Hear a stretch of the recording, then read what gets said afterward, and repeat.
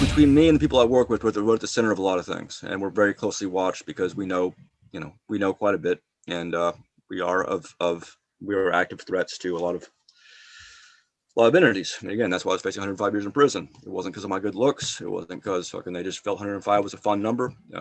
It's Do you because just like you have must have you must be so fucking paranoid. I mean, you're in the middle of all of these crazy just like national powers. Like you must be in the middle of so many different crosshairs. Does that not freak you the fuck out, or do you thrive off of that? uh, so traditionally I've been much less paranoid than I should have been. Which is why I keep, especially in the last year or two, I've kept getting surprised about people I've dealt with that turn out to be something else entirely. And so I've made a resolution to be more careful and to punish those people very publicly, and to the U.S. and Russia, by making that interview open, by posting the interview they did that, with Russian intelligence. It punished Russian intelligence by showing, by putting this out, showing the Russian intelligence again was using Russia today as a means of uh, espionage, and it punished the U.S. because that whole interview is when I go into a lot of their CIA assets that are being used openly within the anonymous movements in DDoS, which are now absolute extensions of U.S. intelligence government. And so no, it's so I mean I'm a drug addict and an alcoholic, so and I once faced 105 years in prison, and the odds were pretty high that I was going to die in prison. So after that, to an extent, you're kind of deadened to, what are they going to do? I mean, what are they going to shoot me in the head? Oh no, I'll be dead. This is kind of just like you said you used to be addicted to heroin, right? Yeah. And I'm still on Suboxone, mate. And I take Suboxone, which is a synthetic opiate. I'm taking that for 10 years. And you still take Uh, that currently. yeah. And I take whatever else flows around, Do you I think try to cut that down these do you days. think that has anything to do with your kind of like what you're doing with your life right now, as far as like I think if I get the sense that you get energy from all of this and from Oh, putting to all a this degree, out there. absolutely. I mean, to a degree. I mean, but you remember the things that uh, get me in trouble. I've been doing that since I was 5 years old, 6 years old. There's some trait I have that prompts me to be really offended by when I see certain kinds of injustice or dishonesty. And I wasn't on drugs when I got suspended from school like 6 or 7 times during a particular year, fucking with teachers, and I wasn't on drugs. But yeah, the drugs certainly contribute sometimes to certain kinds of behavior, but they also, in some ways, maybe help me to refrain from doing things that I shouldn't. More let's say more direct things. Are you afraid of death? No, no. Have you What ever I'm afraid of is that all these sacrifices and all this work is going to come to nothing, and that regardless of what happens to us, the ones who are still alive, uh, the point will still get lost, and yeah, and the things that we've been predicting and that keep happening, regarding Cambridge Analytica, Palantir, election interference, mass disinformation, the inability for the average person to know where can I find credible information. All those things have accelerated in the last 10 years that we've been worried about, predicted, tried to counter. That those things will continue because we will have failed. Uh, but luckily I'm a human being, and so I'm also able to cut that off. I mean, everyone's going to die. That's going to happen. Luckily, we're able to cut off from feeling emotions about that. It's more arbitrary the way we feel. Uh, I mean, yeah, sometimes I do get very upset and hopeless. I feel hopeless about the cause. And in fact, I attempted to kill myself a month and a half ago for the first time in my life, and made that known afterwards. Probably because I've come across some things involving people close to us, and was not very hopeful about other people uh, taking them seriously. Luckily, my girlfriend woke up and intervened before that was completed, and but that was then. Again, we've solved some of these problems since then, so I've been pretty happy since. it's just my dad was only happy when he had lots of money, which was for about 7 years till he got hit by the FBI for engaging all this real estate fraud and so forth. Your dad was in real estate fraud? Well, his case was dismissed, but he lost all his money, and his partners went to jail. He was a guy who made all his money, no risk, no reward kind of way.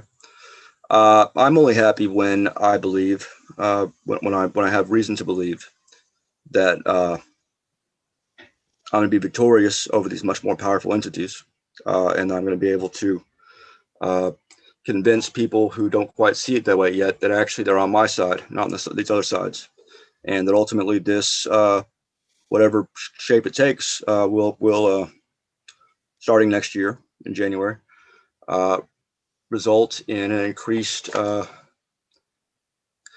war that's being fought. We'll actually start fighting it. The war that's involved 40 FBI raids in January 2011 against households in the U.S. for supposedly being involved in DDoSing PayPal. Elon Musk and fucking Peter Thiel's and Omidyar's thing.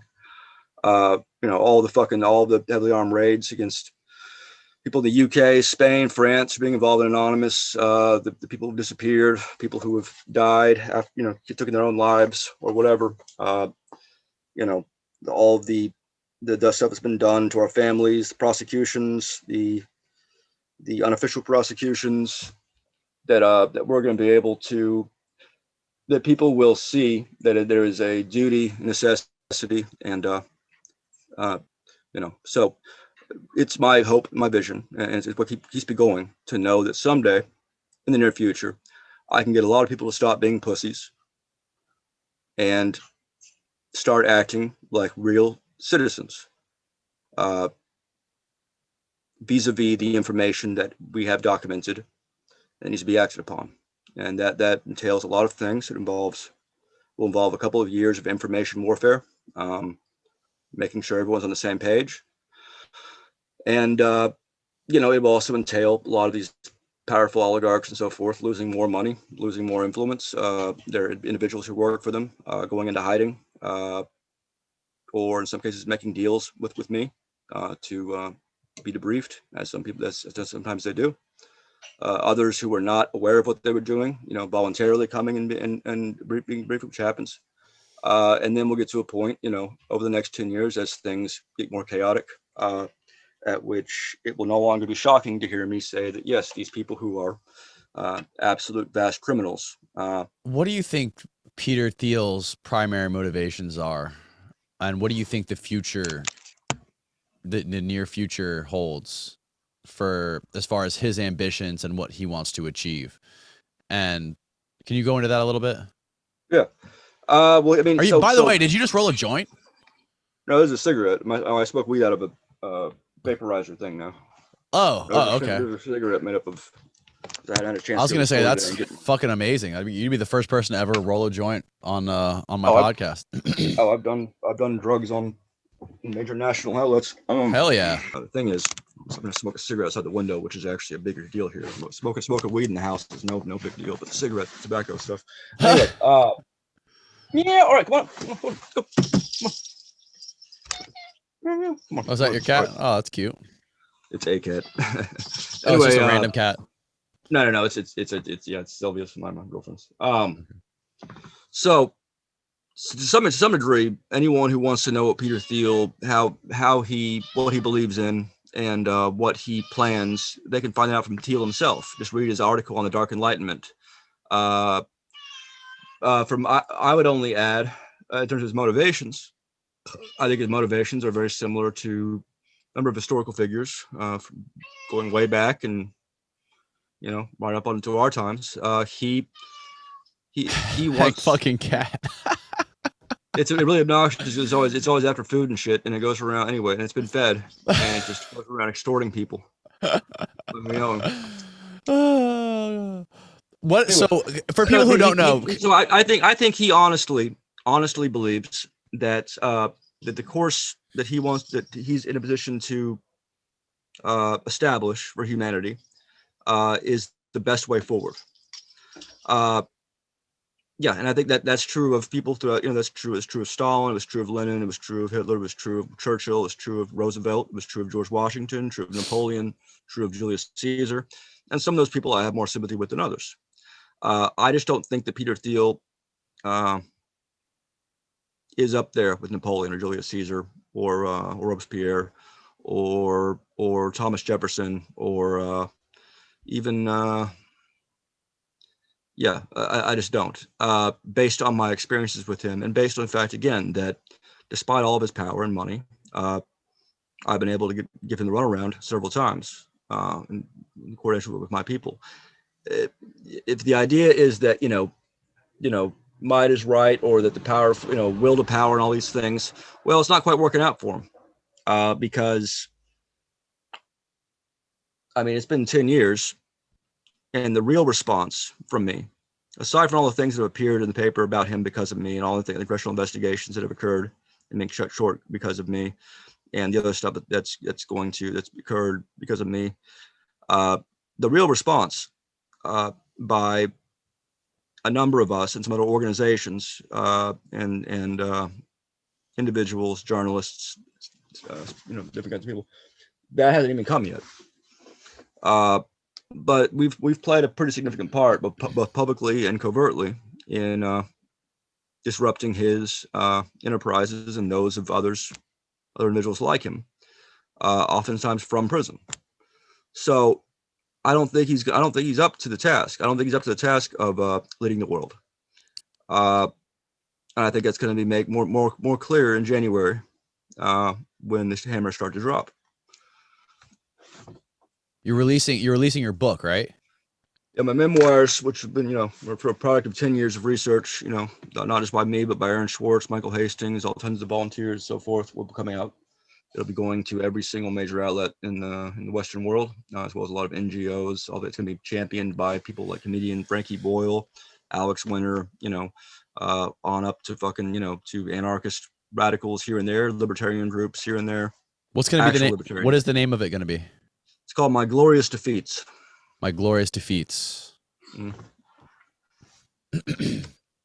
going to happen. And by that time, the screenplay version that I'm doing with Alex Winter will be floating around Hollywood. Even the fact of even just producers reading it, we have studios that want it, but the point of the fact of it's circulating around will itself help to bring attention to what we have on him and others around him, some of the journalists that he's had working for him, and so forth. It will be produced. It will be made into a feature film. That I can pretty much guarantee that at this point, based on what I know. At the same time, some major projects that we're doing in coordination with several different, very, very different groups will launch. And a lot of the, things that don't involve Peter Thiel, will be coming out. And a lot of individual journalists, reporters, editors, and so forth who are still working. A lot of federal officials, ex-FBI, federal judges, DOJ officials. What about George Soros? George Soros is already a subject of attention for like the last 20 years. Like that's not somebody whose name people don't know. So like, I don't research him because George Soros wasn't the one spying on us when we were going after Tunisia. An interesting thing about George Soros to me is that he's labeled as this guy. He's just like any conspiracy theorist automatically wants to talk about George Soros. And you talk about if somebody mentions George Soros, at least in my experience, it's like you automatically like, oh my God, this is a fucking crazy person. This is a crazy conspiracy theorist. Yeah, that's a phenomenon that applies to a lot of things that are, it's unfortunately it's one of those things. It's because one hears this guy saying George Soros is going to use the UN to kill all the whites in 5 years. Like, then the next person you say, hey, George Soros, like, oh, you're one of those guys. It's the same thing I run into with different issues, because Alex Jones has said something once, or because whatever the fuck. For some people, they think that somehow has, my friend growing up, he had an older brother who's a little douchebag hipster. He was into punk rock and all that stuff, and into like irony for irony's sake in a really irritating way. And him and his old girlfriend, sometimes they would drive us to the movie theater, and he would listen to the Beach Boys. And my friend, who like me despises his brother for all this douchebag hipster stuff, started hating the Beach Boys. And I said, Caleb, It's Caleb Pritchard. He's now a journalist in Austin. I said, look, your brother doesn't have the power to make the Beach Boys anything better or worse than they are. Okay, leave the Beach Boys alone. Just because your brother's a douchebag has no effect on.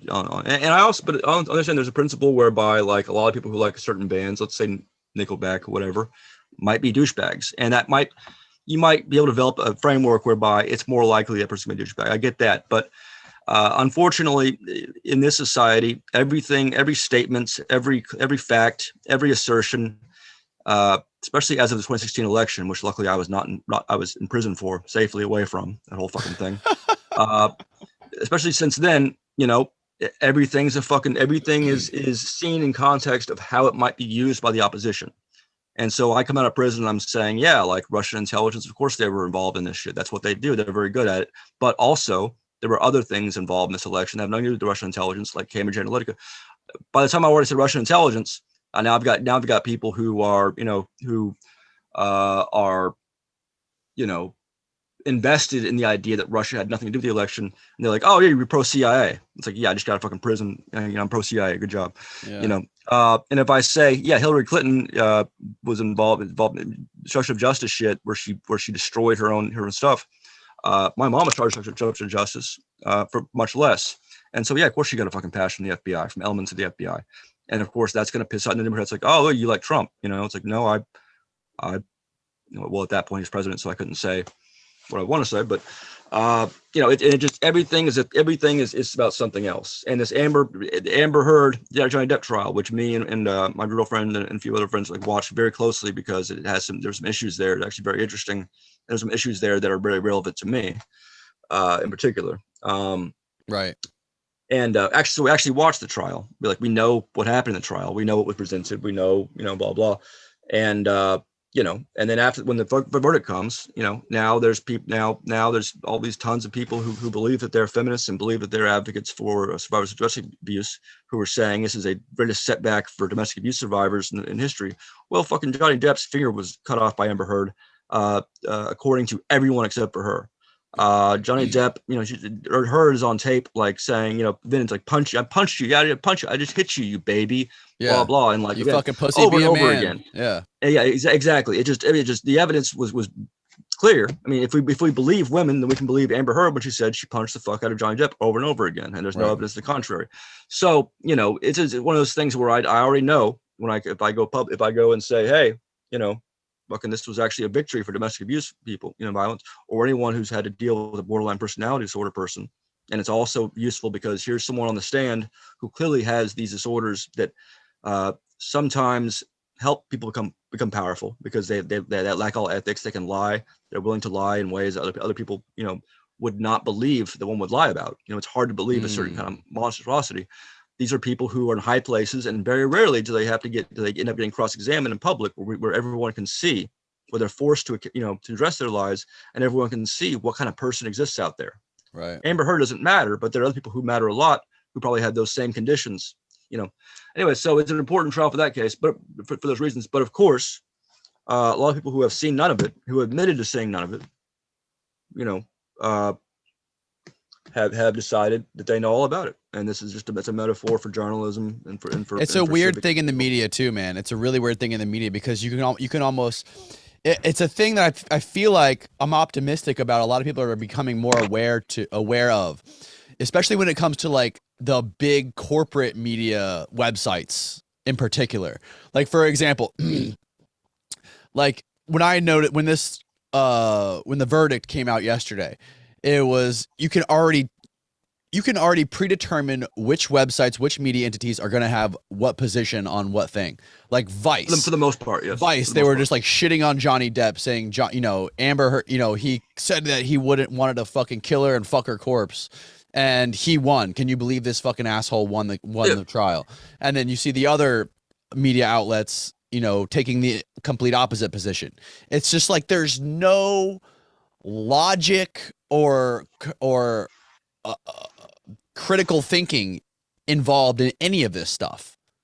It's just and then there's outliers. Then there's unusual. It's like with the New York Post and a lot of other Murdoch deals were after Johnny Depp as well, even though they're right wing, because Johnny Depp to them or to whoever's telling them to do whatever was representative of Hollywood, limousine liberals, whatever. And so to them, it was they thought the strategy would be worthwhile to show, look, it's look at these guys who are left wing, even though Depp is not that political openly, but right. he's a Hollywood actor. But look at them, look at how they act. That was so that's why Depp ended up suing a Murdoch owned right wing paper, The Sun, in the UK a couple of years ago, and then losing, and then in the last couple of months, a lot of the Fox stations and so forth, local Fox affiliates, have had misleading things, attacking Depp. Now some of them are coming around and realize, then of course, but then you have, so there's a mix here. It gets complicated, but yes, for the most part, here's the thing. There's a lot of people who are actual feminists and actual advocates for domestic violence who have been on Depp's side in the last few months, since they've seen this stuff come out and they actually care about these things and the truth. And then there's a bunch who don't. There's a bunch who just, again, don't. Perhaps if they had actually seen parts of the trial, they would have a different opinion, or perhaps they wouldn't, because they think that it doesn't really matter if Johnny Depp was abused and then lied about. What matters is what political implications will that be? How will this be used to discredit women in the future? Right. Hopefully it'll be used to discredit women who get caught lying about it. Anyway, so it's a great example of the disingenuousness, the obscurantist ballet, where facts don't matter. All that matters is gaining an edge in whatever the different kind of culture wars between right and left, or between this left-wing faction, between trans and turf, or between on the right, it's different. That's all that matters to a large number of people, and that is basically this disease our society faces. That's the chief disease, is that everyone's arming up, and every fact, every instance, everything that matters is seen primarily for how it can be used in this disingenuous, information war that destroys both sides, makes both sides worse, ensures that both sides elevate people who are willing to engage in that kind of thing, and casts out or casts down or ignores those who are on the right saying, hey, maybe Trump isn't a good guy or whatever, or on the left saying, hey, maybe a thousand fucking things the left won't acknowledge, Mm-hmm. It's a problem. It makes it difficult if for those who wants to discuss these issues and wants to refer to the facts of them and wants to engage in the kind of civic engagements that we have to have if we're going to have a real society, which we're not going to. Right. Going back to what I was mentioning about George Soros a minute ago. I gotta let this cat out. This cat let that fucking cat out. Jesus. Free the cat. Go. Get out of here. Don't come back. No, it's just I love cats. It's just I never liked cats until I got one about a year and a half ago. Now I like them. They're good. Yeah. Anyways, what I was saying about George Soros is he's always been to me like this fantastical figure of conspiracy theories, and he was never anyone that I considered or even thought about as being a real fucking person, because I never really did the research. I just sort of heard of him from these fringe type people, or these fringe conspiracy theory type people, until I watched an Oliver Stone documentary, which is how I learned about the Hillary Clinton, the DNC being involved with the Ukraine, and how Hillary was a part of this NGO that was funded by George Soros, and how they were all connected to the Ukraine and the current president of the Ukraine trying to interfere with the election in 2016. And it's wow, this guy actually does fund these NGOs that are connected to the DNC, and they really didn't want Trump to be president, and they obviously did want Hillary to be president. And shit. That's something that's not even a secret. The larger agenda's not a secret. George Soros has been very public for 20 or 25 years about his vision of the open society. He calls it, the Open Society Foundation, which might differ from a lot of our, he's a centrist. He's a systemist. Like he believes in working with the systems and whatever. And the Clintons, of course, are what they are. And, so, I mean, so it ought not be surprising. And, in terms of things that have occurred that George Soros might be responsible for, the Clintons might be responsible for, that's small beans right there. That kind of, that's, it gets much, much worse than that. So you think George Soros doesn't even hold a candlestick to Peter Thiel in terms of sinister intentions and malevolence interfering with government? So I couldn't say, simply because I have not, although I've been aware of George Soros for a long time, I've never specialized in him. Right. And so, although occasionally I've had people explain to me what their concerns are, and Agenda 21 and all these different things, and I've had to kind of sort through a little bit here and there, what is legit and what is not. And, I've seen him as someone who, probably, after the Cold War was heavily involved in trying to democratize the countries that had been some of the former Soviet countries that he had emerged from, and also, yeah, obviously, I mean, he's the kind of figure that comes within the traditions of the American bipartisan consensus. He's just, for me, he's a very typical figure in that regard, whether it be the CIA, heads, or Nixon, or Carter, or trilateral commission types, or the Clintons, or George Bush Sr. He's just, I've always actually kind of been I've never really understood why he himself has been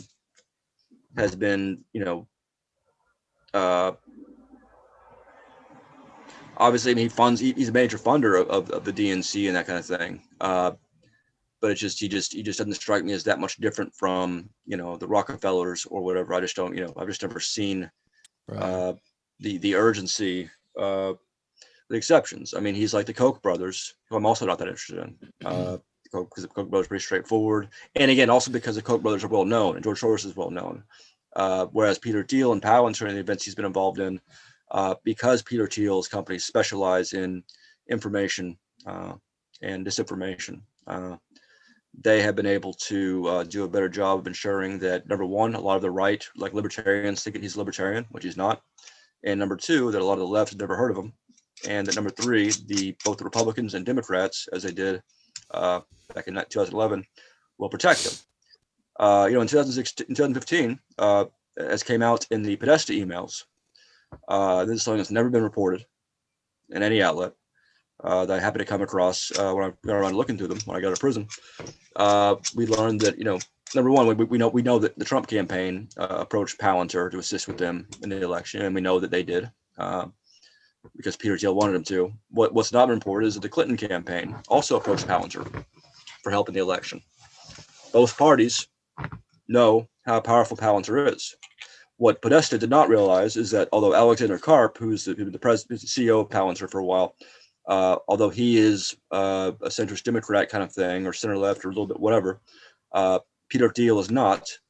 Peter Thiel calls the shots there. That's why the Democrats didn't get help from Palantir, whereas Republicans got a lot of help from Palantir and Peter Thiel, both in a public sense and in a clandestine, illicit sense involving Facebook, Cambridge Analytica, the data mining scandal, General Flynn, some of the companies like Archimedes Global that we had looked into, Stratfor, which met with General Flynn.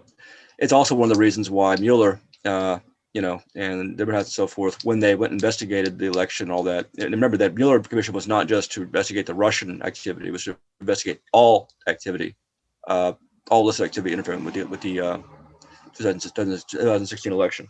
And the reason, in 2017, the Mueller people leaked to the Washington Post and a few other outlets that they were now looking at a couple of firms. One was White Canvas Group, which was part led by General Flynn, White Canvas Group happened to be one of the firms that we had looked into in 2011, 2012. It was involved in the Romos coin project that I wrote about in the Guardian in 2011. And but beyond that, you never heard about White Canvas Group again. In fact, you heard very little in the Mueller Commission or the press about Palantir, about Archimedes Global, about these firms, because the Mueller Commission was invested in protecting the fact that they enabled these same people in these same companies, that they defended these companies, including White Canvas Group, run and Aaron Barr, my old arch enemy before Peter Thiel, that they were the ones who protected these groups and went after, sometimes illegally, those of us who were going after these groups. And so after 2017, after that brief period, you see nothing about Flynn's involvement. You see nothing about White Canvas Group, Palantir, Stratford, because here we have, Miller was a Republican traditionally, but of course the Democrats were rooting for him, thinking because they believed the FBI was really going to get at the bottom of the election interference, because the FBI has always been a great defender of democracy. So it's again, so what I'm saying is that what we're up against is a citrus thing where there are very few Republicans who won't help to protect this secret apparatus in their own selves, their own involvement in it, and very few Democrats who won't. And so the good news, I guess, for those who think the Democrats are the bigger threat, well, there's plenty of those to go after down the line. And the good news for those who think Republicans are the bigger threat, well, there's plenty of those too. And then we can sort out the other bullshit later on. But ultimately, this system and those who have supported its corruption, who have been caught over and over again, and the stuff that we've put out that's come out elsewhere, and the stuff that's going to come out in ways that can be hard to ignore next year. These things have to be responded to, or we can all just hang it up and go home. We can just spend the next 5 years just bitching on Twitter, saying stuff, and meanwhile, companies that are very sophisticated will continue to do what they want to do, and they'll tell us what they want to tell us, and a lot of people will believe it. And those of us who warned about it 10 years ago and keep getting proven right, we will be scrambling for the spotlight, up against MSNBC or fucking Tim Pool or, and Do you think you'd be as extreme in your way of going about your work if you hadn't gone to prison in the first place? Do you think going to prison for 4 years changed your outlook at all, or changed you at all in any way? Remember, I talked like this the years before I went to prison. It's part of why I went to prison, because I was identified by a number of the adversaries, and sometimes we have leaks in which they're talking about this, whether it be Aaron Barr, some degree Mueller, who bragged about his involvement in the Stratford operation that the FBI led, and that led to me and others being in prison. I was identified, and there's no way of saying this without bragging, as a very severe potential threat, given my high penchant for risk, given my ability to gain power within organizations like Anonymous, and given a number of other elements. So, and again, I was a militant before I went to prison, and I actually relaxed a bit in prison. Well, I got out of prison, and I started learning more about who in the press was involved in strangling in the crib, the results of our research and of our leaks and so forth, and how many of them had risen up to the New York Times, New Yorker, so forth, and learn more about who had stabbed us in the back within our own groups, and all that. That's when I really went off the rails. And I've calmed down since then, over the last year or so, because I now things have been set in motion, that are going to ensure that no one else is going to have to go through this again. Can you describe what your experience? How old were you? First of all, how old were you when you first went to prison? I guess I was 32, maybe. So this is 32. 2012. So 10 years. No, I must have been 30. And you Yeah, I said, was 30. and you said that they sent you to the special housing unit, the SHU, also All known as times. solitary confinement, for like 6 Yeah. months. For Altogether, I was in there for a couple of 2 month stints, and then like 3 or 4 like weeks, 1 or 2 weeks, for different things, including investigations, an investigation into my involvement in a what do they term it? It was not an incident. It wasn't a riot. It was a disturbance, whereby a number of us refused to go back to our cells for lockdown until a certain officer was removed from our unit and not brought back. This officer had threatened an old man, and the different races got together, and the gang got together and said, yeah, we don't like this. We're on guard. So we had a standoff, and me and a few others were identified by them as the ringleaders, and so held for 2 months in the SHU, and then released with our commissary things were told. The punishment, of course, was being held in the SHU. And then another incident where they kind of found morphine in my bloodstream when they gave me a random drug test and all that, and I went to SHU again. And then they transferred me. Another incident where they found morphine in your bloodstream.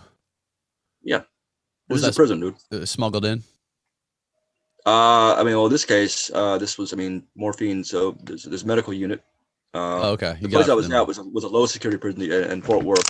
I was at. It was terrible, disgusting little prison. Anyway, and there's the medical unit. So a lot of the disease, dying, older inmates, and all that. And there's people who work in the medical unit, and there's morphine and other painkillers, and those morphine and painkillers make their way out of that area and back to those of us who will buy them. And then they take my blood, and I had morphine. And then another time, this is actually captured. There's a short documentary you can see on YouTube called "Relatively Free" that Alex Winter did. Yeah, I saw that. Yeah, and at the beginning, I'm pulled off the phone for talking to him, and put in the SHU for 2 weeks, and other similar incidents. And I was doing an interview with a reporter in Houston, and again pulled off while they investigated to see if that was against the rules, which of course it wasn't. Blah blah blah. So I did 6 months altogether, but usually not in solitary. It's too much overcrowding for that. You almost always have a cellmate in the SHU. Oh, really? So it's just you and some guy. Yeah, you and some guy living together in a small room, about this size, for month, 2 months, longer. Yeah, and that was the documentary where they pick you, your parents picked you up, and you're riding in the car. Yeah, parents and Alex Winter and the film crew. Yeah. We had to drive to Dallas. We had a few hours to get there. Otherwise, I'd be listed as, because they estimate how long it should take to get there. First estimate they gave me was it should take 2.5 hours. That was incorrect. It actually takes 5 hours to drive from them. So they were trying to, and so I had to go through the whole thing with them before my release and be like, no, that's not. We're not set to that. If you put that down as 2 hours, I'm gonna go ahead and anyway. So they allotted us 6 hours, but we still had to get there in time. We had to arrive at the halfway house in time, or I'd be listed as an escapee. They don't make it easy for people who get out of prison to get back on their feet. They make it especially hard for certain of us. There's some they don't. Again, there's a reason I got 6 months. I got 6 months halfway house, which is much more than most inmates get. And the reason for that is the same reason that one prison kicked me out of the prison, sent me to another prison. Same reason that prison also tried to kick me out to another prison. The BP wouldn't allow it. And it's the same reason, because they don't want me there, because I'm writing about the prison and starting up trouble. So for me, that's why I got 6 months of halfway house, because I was, they wanted me out of there. They were, which I understand. I'm an investigative journalist, an anarchist, agitator. I'm in the middle of their prison. Some of the guards are talking to me about their superiors they don't like, Yeah. And so on and so forth. So can you explain, I found this very interesting part of that. I don't know if this was that. I think it was a different thing that I saw where you're explaining, I believe it was called the Pursuant Project. Yep. Can you explain that? Yeah, the Pursuance Project was a nonprofit I started when I got out. I used a couple $1,000s from my book advance to get started, and then did a crowdfunding later on. We were trying to build something that I've been hoping that Project PM itself, before it became what it became, an investigation into the intelligence community, was originally set up to do, was to create a software apparatus that would allow mass self-organization among a certain constituency of people in a way that would allow that would maximize efficiency and essentially create a new and superior form of democracy, which I call process democracy, as opposed to institutional democracy. It's not something I can effectively or viably explain like further, in a brief amount of time. It's something that, but it's something. There's some speeches I've given on it, presentations that are on YouTube. People look up to it. But the nonprofit I established was infiltrated, it turns out, very quickly, which I should have expected, by a number of people. And aside from that, was attacked. NPR did a profile on me, 2018, and on Pursuance, claiming that Pursuance was a criminal organization that was involved, let people hire hackers to hack things. And my probation officer came and visited me a couple of days later, and the NPR eventually had to issue a bunch of corrections to that article, about 15 of them, including a claim they had made that Stratford, the company that I've been involved, that I had known about the hack of and went down for, that it had somehow been involved in the bin Laden raid, and that the hack of it had somehow interfered with that. Stratford had told NPR that, because Stratford works with NPR, both publicly and privately. We know that from Stratford's emails we have stolen, so we have their communications with NPR, and some of their anyway. So that kind of stuff. It was the same kind of stuff that was used against Project PM both before and after I went to prison, and endangered, not just endangered, but sometimes led to assisted in prosecutions or whatever people I worked with. And so that was my first clue that things were going to be difficult.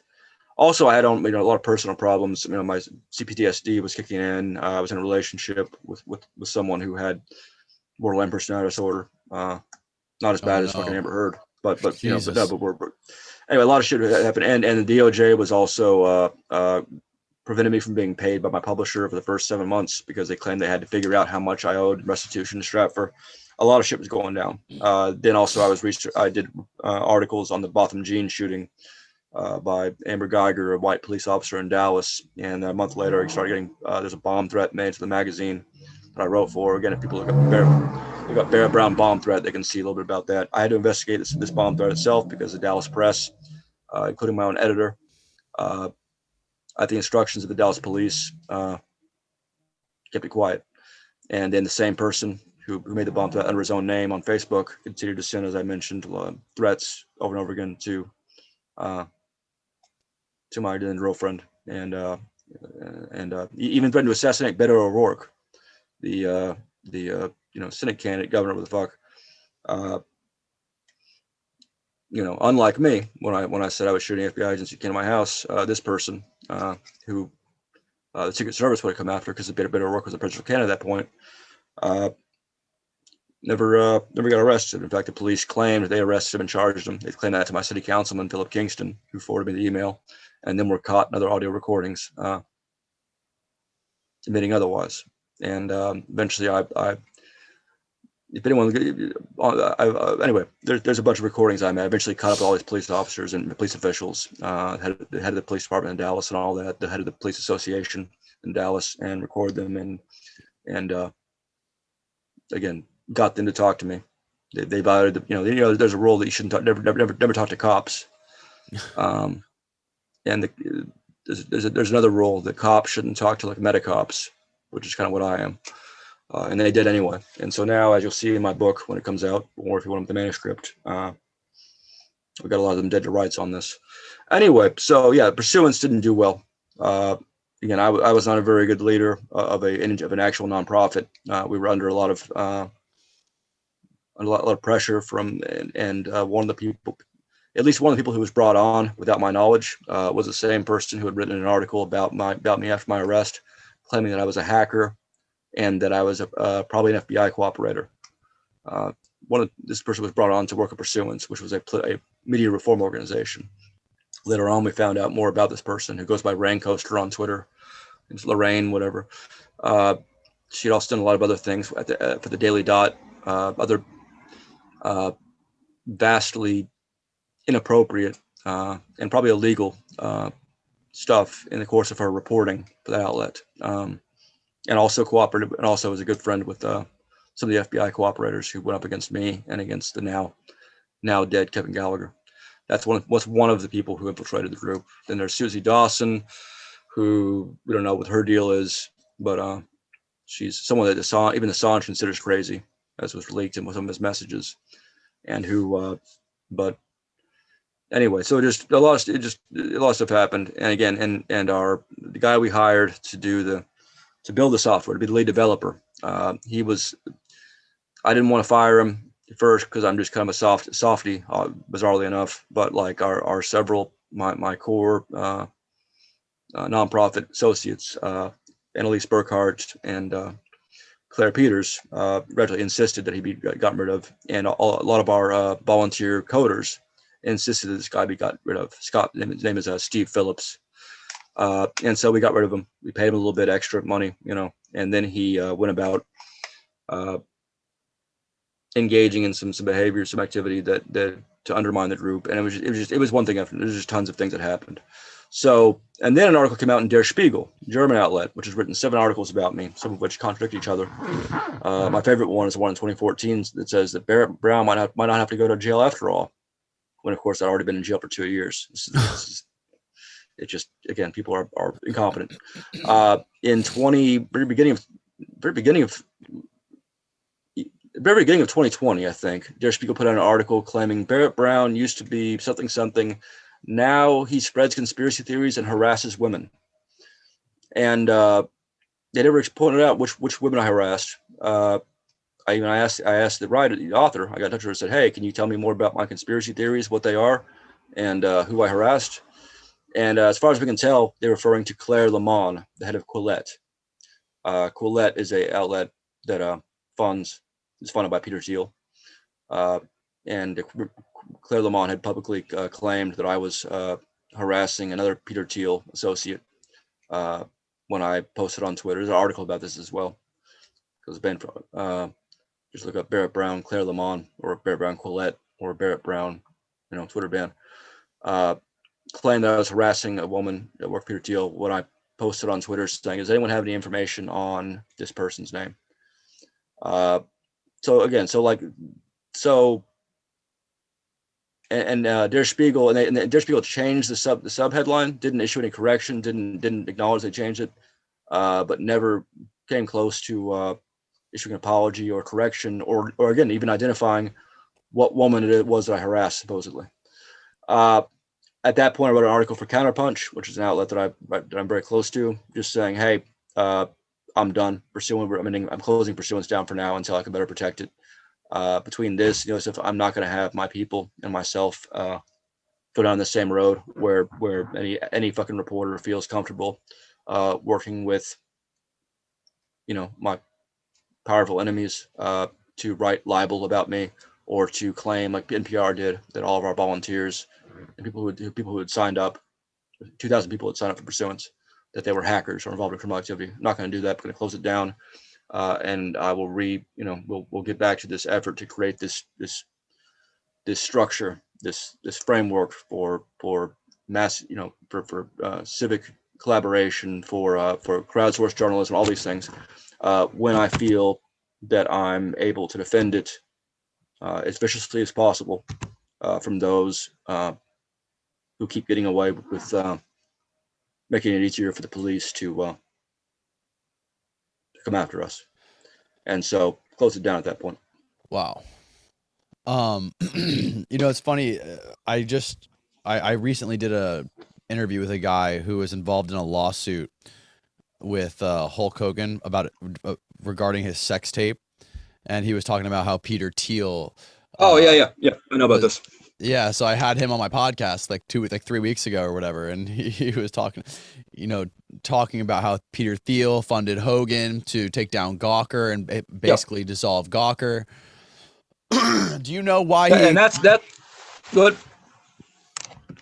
The really funny thing about that is that Gawker, back in 2011, 2012, that's where Adrian Chin and John Cook and Sam Biddle, who worked for their other thing, Gizmodo, that was the place that was the outlet where originated a lot of the false claims about me that would later be changed into different forms or picked up by other outlets, and where Adrian Chin at Gawker and others made fun of me for my interest in Palantir and Peter Thiel, saying that the emails that we have were quote boring unquote. This is Adrian Chin.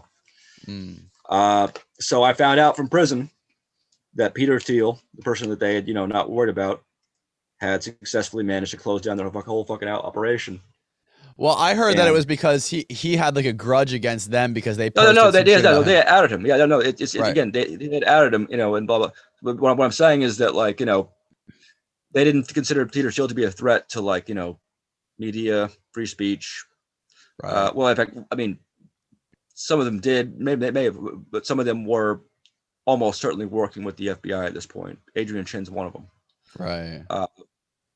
I say this because he comes up in the discovery files of me and Jeremy Hammond, and engages in what would be the kind of things that would be crimes if we had done them, including trying to buy stolen emails from anonymous hackers,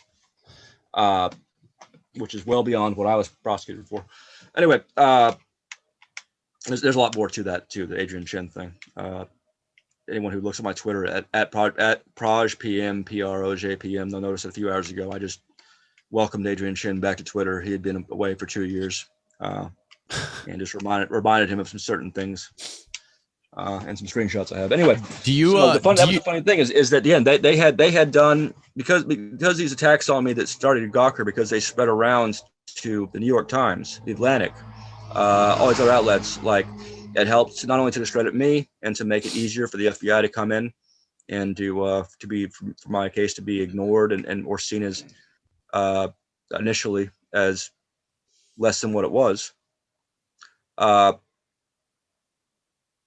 because they protected Peter Thiel in that way from further scrutiny, they helped to create the conditions whereby a few years later they'd all be out of jobs, because Peter Thiel, was mad at them for this other thing. Right. And so I had a good laugh about that from prison when I heard of it. It would be sad otherwise if Gawker were like an actual organization that was not just fucking garbage. It'd be a shame. It'd be one of the things I'd be mad at Peter Thiel. In this case, I was like, you know what? Good job, Peter Thiel.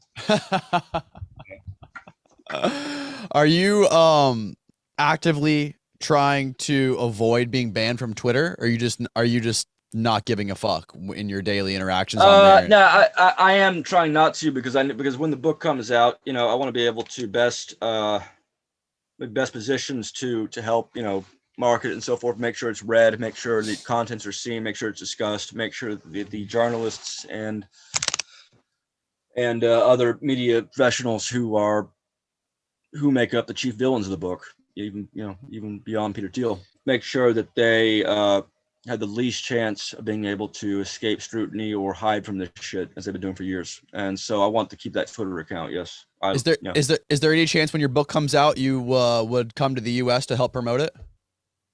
If I came with about 30,000 Mombasa mercenaries and we were heavily armed and fucking we're storming a beach and fucking then absolutely. But unless I have that, no. That's hilarious, man. Jesus Christ. What a life you live, man. I know it's not a joke. I know you're serious. You're serious as a heart attack. Anyways, thank you for doing this. It's been an incredible conversation. I've learned a lot. Tell people who are watching and listening where they can learn more about you or find what you're doing actively. I know you just mentioned your Twitter, but is there anywhere else people can find your work and other things that you've published and things of that sort? Yeah, they just look up Barrett Brown on Google. They'll find a Wikipedia page and all that stuff. They'll find some links to column, my prison columns, the one that won all the awards everyone liked and all that.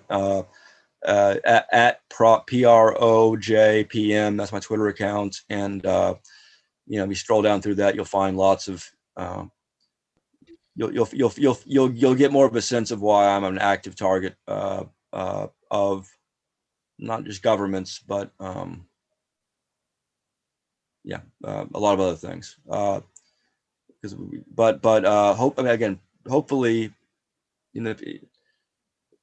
that Twitter account will be quite active. I mean, I'm going to be posting things in the next 6 months.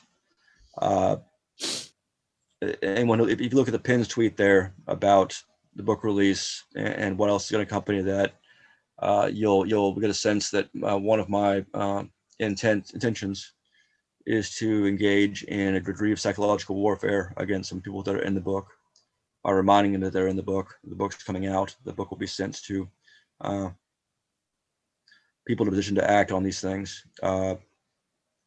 Dallas is a good example. Anyway, but bottom line is that if people want to have some fun, they'll enjoy watching my Twitter account over the next 6 months, and they'll enjoy that when the book comes out, even whether they buy it or not. The information itself will be mentioned in a number of outlets, online outlets and so forth, and so no one has to pay a dime to see the shit go down. Are you doing an audio? If they want to read the book, if they want to get the book, they'll enjoy it. Are you going to do an audio version for people like me that can't read? In fact, they were going to have me do the voiceover is going to be done by me. Cool. They were going to have me go out to LA to do that back in January 2020 before COVID started, and then blah blah. So I'm assuming I'm still going to be the one reading the audio version, and of course there'll be a Kindle version, all that too. Right. Well, cool, man. I'm really looking forward to it, and I'm going to be paying attention to your Twitter account as well for the next 6 months. And I'm looking forward to getting your book when it comes out. Thanks again for doing this. I really appreciate it. No problem. Thanks for having me on.